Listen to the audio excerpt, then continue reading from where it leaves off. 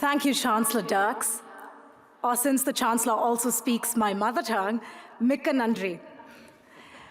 Good morning, professors, family, and my friends of the class of 2015.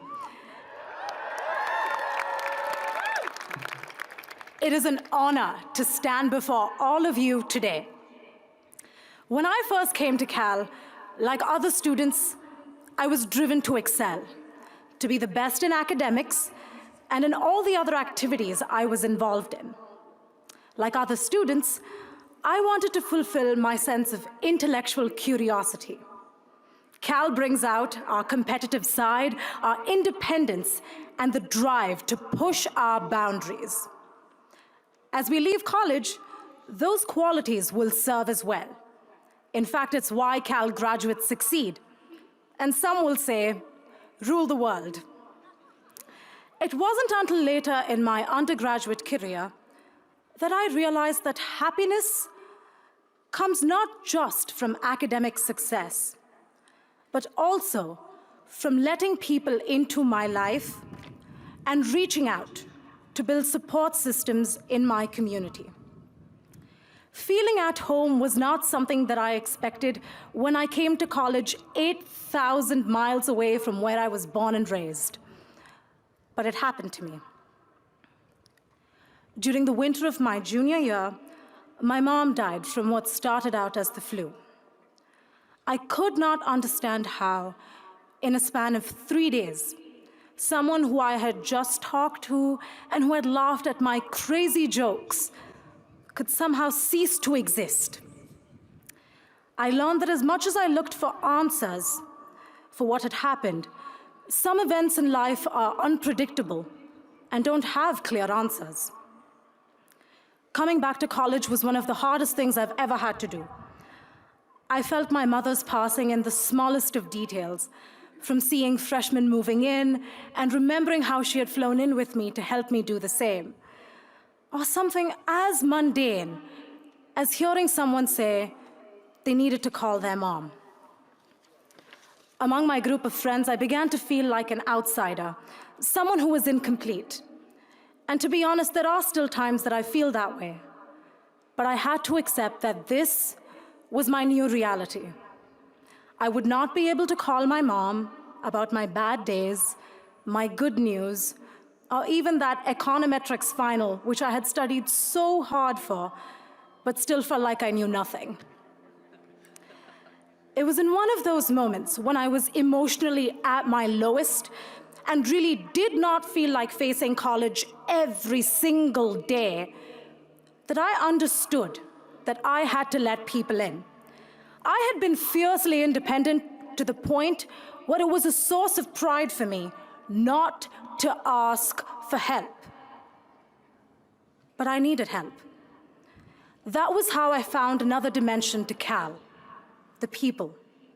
People who I had never before approached for any kind of personal assistance helped me in such unexpected and touching ways. My professors, teaching assistants, and academic advisors opened their doors and opened their hearts, sometimes even sharing personal stories of loss with me. They helped me meet deadlines, plan my life, and sometimes just have a good cry in their office. My financial aid advisor at Cal, who ensured that my budget appeal went as smoothly as it could, so I didn't have to worry about financial aid while grieving my mom. And my Bear family, from Cal Mock Trial, the Student Advocate's Office, my dance team Natya, and my friends from Corey, where I spent far too much time. They gave me a sense of hope, optimism, and just made me laugh in what was such a dark time for me. Don't get me wrong, Cal is a competitive environment, but the people here pull for you no matter what, and that's what stays with you for life. The way in which we stand by each other makes for a solid foundation for becoming resilient. As new Cal graduates, we like to have a plan. But all of us are afraid that those plans might not pan out. The fact is, life is really unpredictable, which all of us will find out to varying degrees. I am not ashamed to admit that I am afraid for the future. But Cal has taught me how important it is to have people that stand by you when things don't go according to plan, and even when they do. But the support system doesn't just work one way. You have to be there for others too. Can we agree that it is important to reach out when you have the power to affect someone else's life? Can we agree that as Cal graduates, we have an obligation to be there in the community for others? And I'm sure we can all agree that letting people in and reaching out can be so rewarding. Let's face it, we're going to need all the resilience and all the personal support that we can get. My fellow graduates, we are entering a world that is changing faster than ever, from climate change to population growth, but one that is also improving every day, from electric cars to better energy access. We are the generation that will have to deal with it all. So I leave you with this final thought. I urge you to think about which communities you can let in and which communities you have the power and ability to affect. So thank you for your time. I hope you have a wonderful graduation with your family and friends, and I wish you all the very best for your future. To the class of 2015, go Bears! Go Bears!